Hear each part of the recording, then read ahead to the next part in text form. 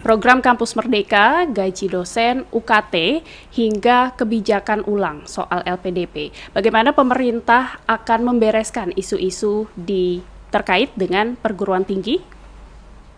Stand by. On the record. Halo pemirsa Antara, selamat datang di podcast Antara on the record.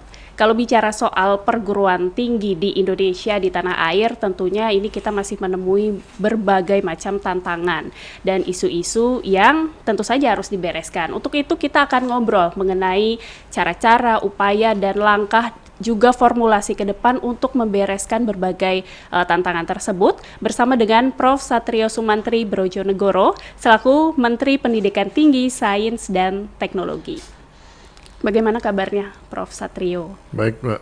Makasih.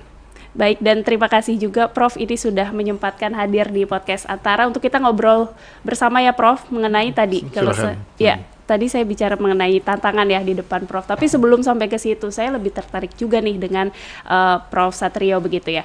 Prof, ini apa yang mendasari atau menjadi pertimbangan Prof. ketika Pak Prabowo meminta Prof.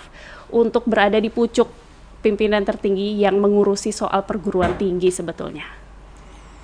Jadi beliau itu sangat peduli kepada pendidikan karena beliau sangat ingin Indonesia punya talenta yang tingkat nasional juga internasional. Kenapa?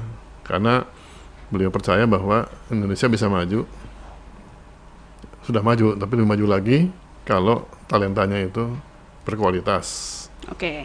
Bisa kompetisi di tingkat global, kemudian mampu untuk mengangkat ekonomi Indonesia pertumbuhan 8%, sehingga diharapkan nanti kita akan mencapai masyarakat yang sejahtera, nggak ada yang miskin, ya, semuanya pinter.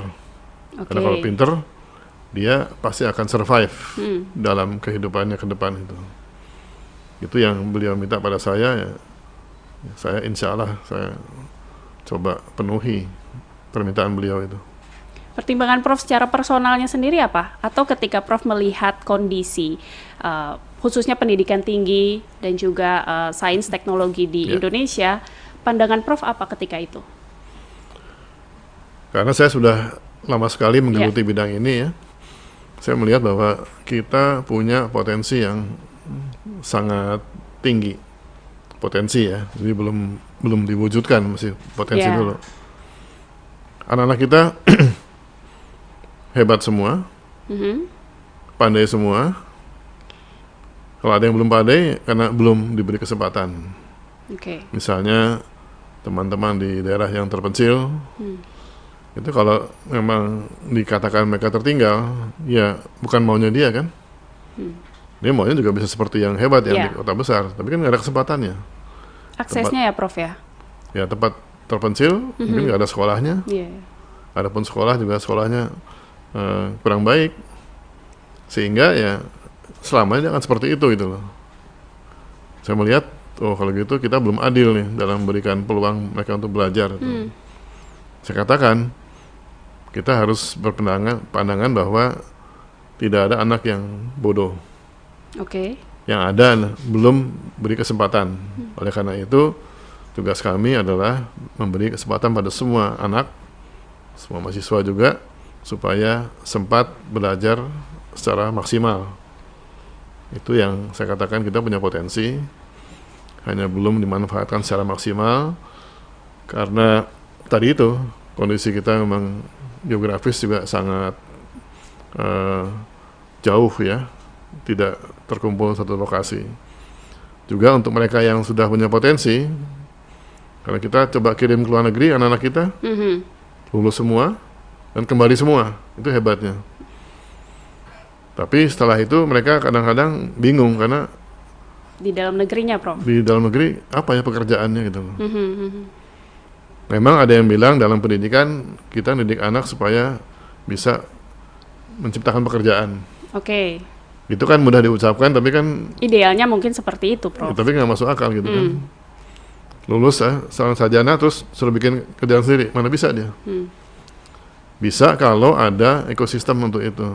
Misalnya di tempat lain, kalau lulus sarjana, dia datang ke bank, pinjam buat modal. Di tempat lain cukup mengagunkan ijazahnya aja, dapat dia pinjaman untuk mulai suatu usaha atau industri gitu loh, startup atau apa gitu loh. Dan kita enggak, bank kita masih minta mana agunannya. Agunan kan berarti kekayaan dia. Saya pikir kalau dia udah kaya ngapain minta ke bank? Pakai duit dia aja untuk bikin usaha gitu kan. Nah, kita belum ada skema seperti itu. Satu hal. Yang lain kita kirim orang ke luar negeri, sekolah setinggi mungkin, bagus-bagus hasilnya, pulang ke sini, tempat dia berkarya belum ada, kecuali perguruan tinggi. Kalau jadi dosen, industri kita belum membutuhkan tenaga setinggi itu. Ya, jadi pada intinya kita punya potensi, hanya kita belum memanfaatkan secara maksimal. Nah, sekarang ini saya coba untuk memenuhi permintaan Pak Presiden, kita maksimalkan mereka kalau sudah sekolah tinggi, pastikan dia punya tempat untuk berkarya. Dan di antaranya saya juga coba membangun industri Indonesia. Industri dalam negeri yang punya nilai kompetitif yang cukup tinggi, bisa bersaing, sehingga bisa juga menciptakan Indonesia yang maju, yang kita katakan kita harus keluar dari middle income trap, ya, jebakan pendapatan menengah, di mana kita pendapatan naik, tetapi tidak dalam sektor yang produktif. Nah, sehingga dikatakan orang-orang Indonesia ini belum produktif, sehingga masih kalah bersaing dengan banyak negara.